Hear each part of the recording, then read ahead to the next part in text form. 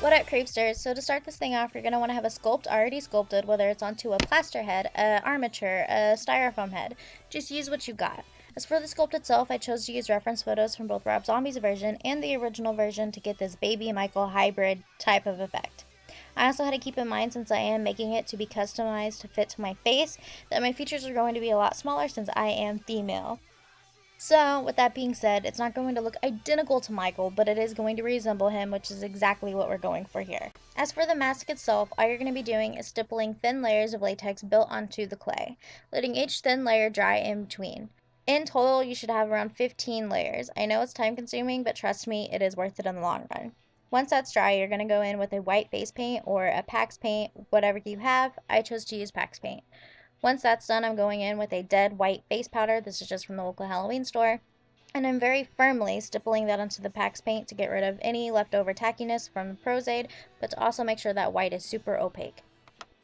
For this next step, you're just going to want to go very slowly and coat the entire surface of your mask with a powder of your choice. Whether it's flour, baby powder, translucent powder, just use what you have. Then you're going to want to very slowly start to pull your mask from your sculpt, using your brush to coat the entire surface underneath with your powder, making sure to get in all of those little cracks and crevices that we had originally sculpted, and pulling out any clay that might be stuck. After that, all you're going to be doing is cutting out your eye holes, your nose holes, and if you want to be able to eat and drink, then I would suggest cutting a slit where your mouth is.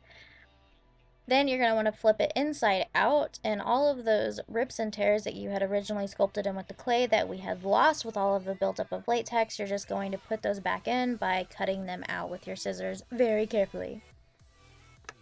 Alright, onto the paint job. All you're going to be doing is taking like a grayish taupe color eyeshadow or powder, whatever you have, even a grease paint, and start to contour all of the areas of the mask that you want shaded. Again, I'm using reference photos from both Rob Zombie's mask and the original mask, and also keeping in mind my own face shape as I'm doing this. Once you get all the areas shaded, I am going in with more of that white powder and buffing everything out. Then I'm going in with a variety of shades of brown powder eyeshadow and stippling that on with a stipple brush to kind of make the mask look lived in and dirty and worn. And then going back in with more of that white powder to buff everything out. Okay, so moving on, all you're going to be doing is making sure all hair is removed from your face. Position your mask to where you want it.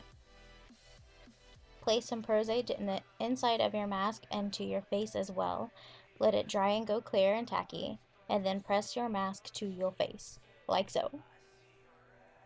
And watch out for those wild hands who like to pick your nose. Those are the worst.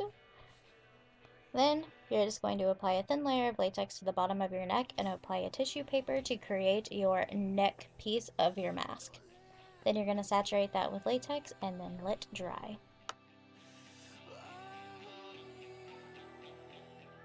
And then moving on to your blood portion of our mask, which is always my favorite part. You're just going to be taking some blood on a cotton swab or a brush and then going into all of our rips and tears and cuts that we have going on in our mask, our battle wounds, needless to say. And then I'm blotting them out with a tissue paper to make it look more organic and messy. And then I'm going in with like a bruised blood tone to outline the big tear in our face, and then pull on your neck piece on the bottom to give it that mask effect. And then get excited. Then I'm going in with some mascara because you know we gotta glam up our Michael here.